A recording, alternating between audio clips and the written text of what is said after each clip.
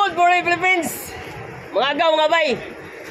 Andito tayo ngayon sa SM City, Cebu, Philippines. Naghintay ako ng KMK lagi, bus. Alas 4 pa ako gumising sa amin. Hanggang ngayon, wala pa rin ng KMK. Eh, anong oras na? Sa Mingla pa ako. Maliliit na ako.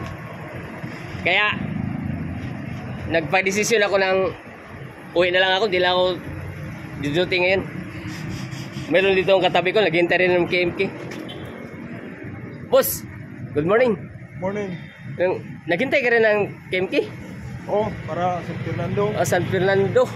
Ako sa Mingla sana ako, pero paano? Yung KMK wala nang walang tamang schedule. Wala. Kaya uwi na lang ako. Ikaw, nag-duty ka rin? Duty. Ano oras duty mo? 8:30. 8:30. Kung darating siya ng alas 8, makarating ka pa, no? Oo. Pero ako hindi na. Uwi na lang ako. Ay, pangalan mo, boss? Ay, Jumar. Jumar. Okay. Jumar. Naghintay rin ng KMK. Uwi lang ako. Hindi lang ako duty ngayon.